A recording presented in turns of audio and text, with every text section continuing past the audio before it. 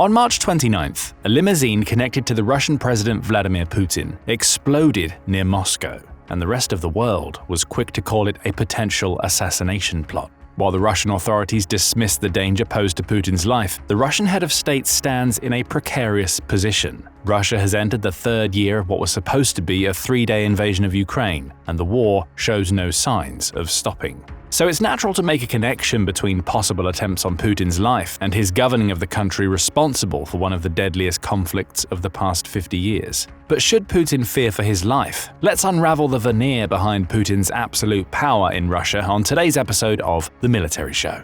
First, let's start with the facts about the most recent supposed assassination event. On March 29th, an Urus Senat limousine, reportedly part of the president's official vehicle fleet, exploded and caught fire on Sretenka Street in Moscow, near the Federal Security Service or FSB headquarters. Witnesses reported that the fire originated in the engine compartment and rapidly spread to the interior. Bystanders from the nearby establishments attempted to assist before emergency services arrived. Fortunately, or perhaps unfortunately to some, no injuries were reported, and the exact cause of the explosion remains undetermined. Officials scrambled to downplay the incident, refusing to conclusively label it an assassination attempt. The event was initially described by the Kremlin as a technical malfunction, but anyone familiar with the methods and obfuscations of Russian statecraft knew better. There were a few logical failings in claiming it was a mere malfunction. To begin, the vehicle itself is armored and designed precisely to prevent extreme damage or fire from spreading. Secondly, the Urus Senat is equipped with an automatic fire suppression system designed to detect and extinguish fires under the hood and beneath the vehicle. Furthermore, the manufacturer has not issued any recalls or public statements regarding structural or safety concerns related to the car's make and model. Such recalls will also be well known to all owners of the vehicle, given the limited number of Senats in the world, with reports suggesting that only 40 cars were sold in 2024. This was an instance of an uncontrolled explosion. And the mere fact that Putin had not been in the car did little to dampen the speculation. On the contrary, it fueled suspicion. Theories emerged. Was it a warning from internal enemies? A message from the oligarchs dissatisfied with the war's trajectory? Or perhaps an external signal that the world was growing impatient with Putin's geopolitical adventurism? While no official declaration labeled the explosion an assassination attempt, the incident's psychological impact on Putin was unmistakable. The episode merely added another layer to Putin's well-documented paranoia, which has defined his leadership style for over 2 decades. Nearly immediately, the Kremlin increased its security efforts surrounding Putin, going so far as to check his bodyguards for weapons, sabotage, or subterfuge. But perhaps more importantly, this is yet another display of just how vulnerable Putin's position really is. To demonstrate that, we need to go back a bit to 2024. On December 17th, a bomb set off in Moscow killed General Igor Kirillov and his aide. The Ukrainian security services have pretty much claimed to be responsible, calling it a disposal of a vital and legitimate military target in the ongoing war in Ukraine. Just a day earlier, on December 16th, Ukrainian prosecutors charged Kirillov in absentia with committing war crimes, following an investigation by the Ukrainian Security Service or SBU, which called for his immediate arrest. However, as Russia refused to acknowledge the charges, calling them baseless, it was a given that it would not extradite one of its highest-ranking generals directly to the enemy. However, the use of an explosive device directly in the Russian capital city of Moscow showcased just how much control and reach Ukraine can have to influence global geopolitics when necessary. Kirillov's death was likely only partially meant to destabilize the ranks of the Russian military. It's much more plausible that it was a direct message to Putin, showcasing Ukraine's capabilities. Of course, we don't have to do much in the way of introducing you to the Russian president, but it's vital to understand why exactly these threats have started surfacing, or perhaps, more correctly, resurfacing lately. Few world leaders have survived in power for so long while accumulating as many enemies as Vladimir Putin. His reign, now stretching beyond 2 decades, has been marked by an ever-growing list of adversaries: oligarchs stripped of power, political opponents silenced, foreign leaders challenged, and millions of ordinary Russians whose futures have been extinguished to fund Putin's political ambitions. Each passing year in power has only lengthened this list, creating a perhaps logical inevitability that has haunted many leaders throughout history. The longer one clings to power, the greater number of those who wish to see that power end.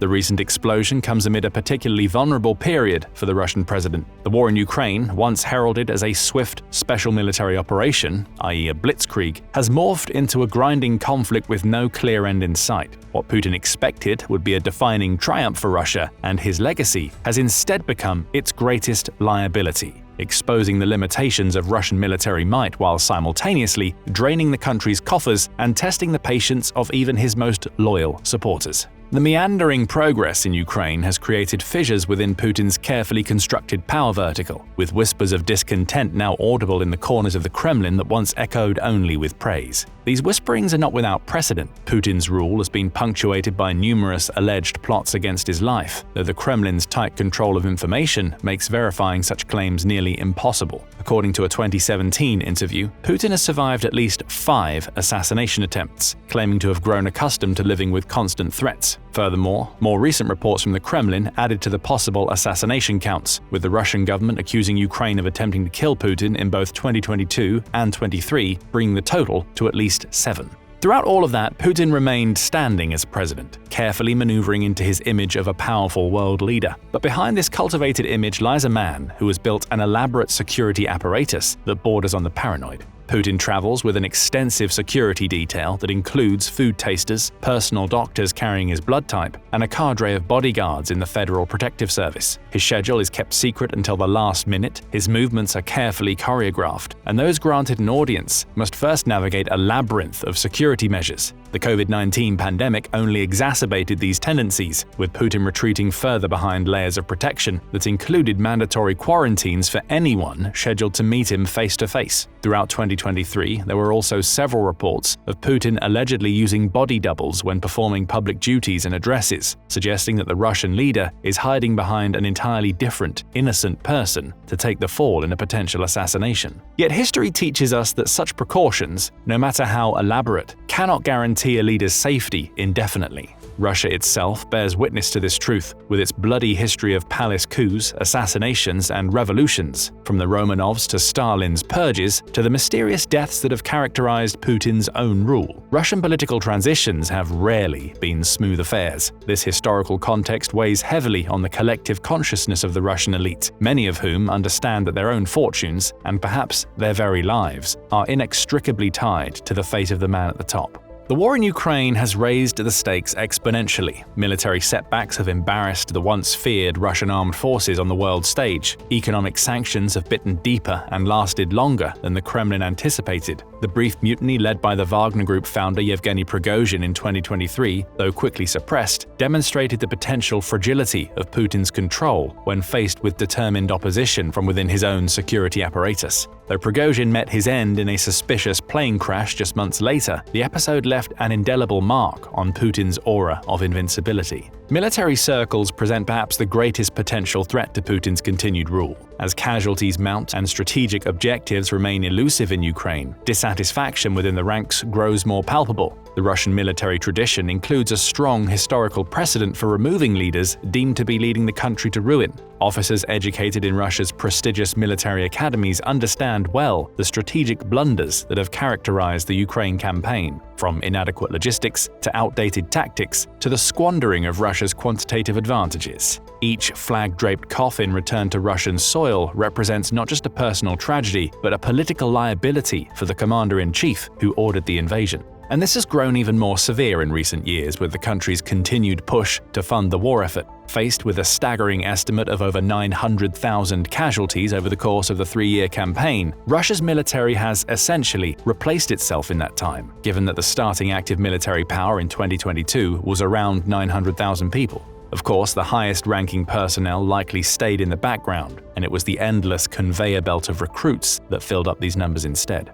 But Russia didn't just get 900,000 dead or injured soldiers from nowhere. Over the past 3 years, Putin's announced multiple rounds of conscription, typically in batches of around 150,000 during the country's regular spring and autumn drafts, while also calling up reservists through partial mobilizations. Even more importantly, the Russian military pretty much openly bribed soldiers to serve in its army, with salaries ranging from 3 to 4 times the national average. These salaries were a significant draw toward the military, which practically cemented Putin's popularity within the demographic circles that depended on them. Soldiers soldiers and their immediate families. But the money kept flowing only as long as the soldiers stayed alive. While Putin signed a decree in 2023 offering about $68,800 in compensation to families of the fallen, some reported reparations were far lower or delayed entirely, leading many to call the payouts laughable in practice. One social media post showcased a grieving mother receiving a meat grinder, which was immediately brought up as a fitting parallel to the current state of the war in Ukraine on both sides of the conflict. And you shouldn't underestimate the importance that mothers of soldiers have on the country's government. In the late 1980s, as the Afghan conflict dragged on with mounting Soviet casualties, mothers of conscripted soldiers began organizing. The Committee of Soldiers' Mothers formally emerged in 1989 as a powerful grassroots movement. These women, many from working-class backgrounds with little political experience, took unprecedented actions in the Soviet context. They began publicly questioning the government's official narrative about the war. They organized demonstrations and vigils in major cities. They demanded information about missing sons and better conditions for serving soldiers. They've created networks to locate and sometimes even retrieve soldiers from military service. The Soviet-Afghan War, which by 1989 had lasted for a decade, caused an estimated 15,000 to 26,000 Soviet military fatalities and over 1 million Afghan civilian deaths. When broader casualties are considered, including more than 53,000 wounded and over 400,000 hospitalized due to disease, the toll on Soviet forces was far higher. Even so, these numbers are dwarfed by the current figures in the war in Ukraine, where Russian casualties, including those killed, wounded, captured, and missing, are now estimated to be rapidly approaching 1 million. What made these women particularly effective was their moral authority. The Soviet system, which emphasized sacrifices for the motherland, couldn't easily dismiss grieving mothers whose sons had been sent to die in an increasingly unpopular war. By 1988 to 1989, the soldiers' mothers had become a significant political force. They represented a profound challenge to the Soviet state's authority, ordinary women asserting their rights to question military policy and demand accountability. Their activism contributed significantly to the decision to withdraw Soviet forces, completed in February 1989. Furthermore, as a direct consequence of their intervention, Russia stopped sending military conscripts abroad, a decision which would be obeyed in the war in Ukraine, albeit to similarly devastating results when Ukraine invaded Russia in Kursk in August 2024. Decades of military conscripts not being used in an offensive led to a lack of proper training, equipment, or funding for them, leaving that part of the military woefully ill-equipped for modern warfare that relied on technological superiority before all else. And now these soldiers and their families are once again one of the pillars of Russia's military powers. So long as the soldiers stay on the front lines, ordinary families can prosper from the lucrative salaries that the Russian military promised them. However, the disproportionate salaries and compensations have had a twofold effect on the Russian economy. First, the growing number of recruits means that the rest of Russia is starting to run out of a capable workforce. The unemployment rate in the country has dropped to a record low of 2.3% in December 2024. This is far below the 4 to 6% unemployment rate that is considered healthy for a capitalist country where companies need to have a steady supply of viable candidates to hire for their needs. As a result, practically every aspect of society that doesn't directly feed into Russia's oil and gas or military-industrial sectors is on the decline. This could lead to a repeat of the movements after the Soviet-Afghan War, especially as the well of soldiers dries up and the rest of Russian society realizes the futility of the ongoing war. Secondly, the Russian government itself is being bled dry by the war due to increased salaries and investments in developing and producing weapons. Russia plans to boost defense spending to $142 billion in 2025, around a 30% increase from the 2024 figures projected by Bloomberg, citing draft budget proposals it had seen. That increase would represent 6.2% of Russia's projected GDP, some of the highest global spending on national defense. For comparison, the US spends around 3.3% of its GDP on the military. Likewise, defense and national security spending would account for 40% of total government expenditures in 2025, surpassing the combined allocations for education, healthcare, and social policies. Even more curiously, the budget isn't fully disclosed, with a large chunk of it, around 30%, classified as top secret. This increase in spending coincides with Russia pushing more to export its oil and gas, with the EU largely becoming independent from Russian resources, except for a notable rise in liquefied natural gas (LNG) imports. Putin turned to India, China, and Iran as some of his next largest trading partners. But this comes at a huge cost. All of these markets have negotiated steep discounts for Russian oil and gas, which put a dent in its ability to extract revenues from exports. Furthermore, the Western sanctions have forced Russia to use a fleet of shadow vessels, operating under different flags, fake manifests, and without proper identification practices, which degrade Russia's ability to track and streamline exports. Additionally, the Oxford Institute for Energy Studies suggested that between 25 and 30% of Russia's revenue directly depends on its oil and gas exports. If the oil prices drop, the US or other producers could swoop in and directly compete with Russia, this time legally, which can lead to another dent in Russia's funding. In January 2025, the Center for Research on Energy and Clean Air, CREA, reported that implementing a lower price cap of $30 per barrel would have reduced Russia's oil export revenue by 24%, approximately 79 billion euros, from the start of the sanctions in December 2022 until the end of January 2025. However, in their updated analysis released in March, CREA revised that figure sharply upward, estimating a 41% revenue drop, around 136 billion euros, had the cap been set at $30 through February 2025. The takeaway: stricter price caps could have inflicted far deeper cuts to Russia's war-funding export earnings. And that brings us to the real pressure point. Because Putin staying on Russia's throne, let's call it as we see it, also depends on the energy sector, or more specifically the big players and oligarchs who hold the largest stakes in it.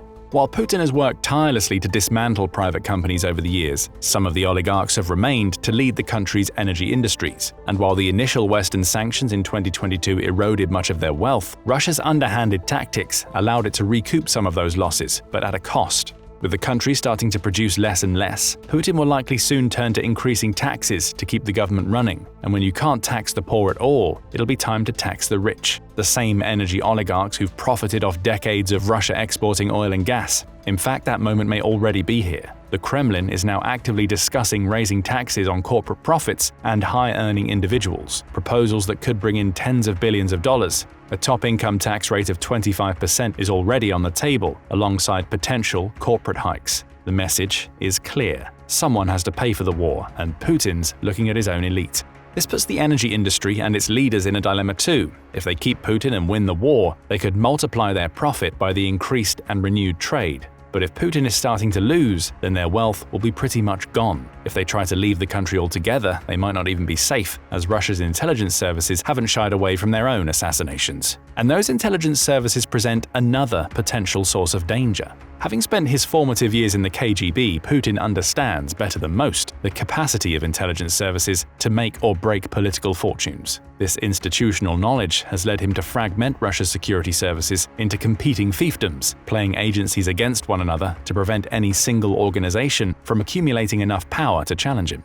Yet this strategy of divide and rule creates its own vulnerabilities, fostering resentment and encouraging ambitious security officials to curry favor with potential successors as Putin's grip appears to weaken. Western intelligence agencies have long analyzed the potential for Putin's removal, though they carefully avoid any suggestion of direct involvement that could escalate an already dangerous geopolitical situation. A 2023 Time magazine report detailed the consensus view among many Western analysts that while Putin's position remained secure in the short term, the medium to long-term outlook was far less certain. The combination of war fatigue, economic instability, and elite dissatisfaction created what one anonymous intelligence official described as a pressure cooker with the release valve welded shut. The March 2025 explosion, viewed in this context, might represent either an attempt to release that pressure or a warning that the container itself might soon rupture. This container, by the way, is Russia itself, as the entire country, together with its culture, economy, and values, is now intrinsically linked to its, or rather Putin's, geopolitical ambitions. The explosions near Putin's motorcade raises particularly troubling questions for the Russian leader. If it was indeed an assassination attempt, it suggests his security has been penetrated at the highest levels. The planning and execution of such an attack would require intimate knowledge of Putin's movements, information restricted to his innermost circle. Alternatively, if the incident was staged as a false flag operation to justify a new round of purges, it signals a level of desperation within the regime that points to deep institutional instability.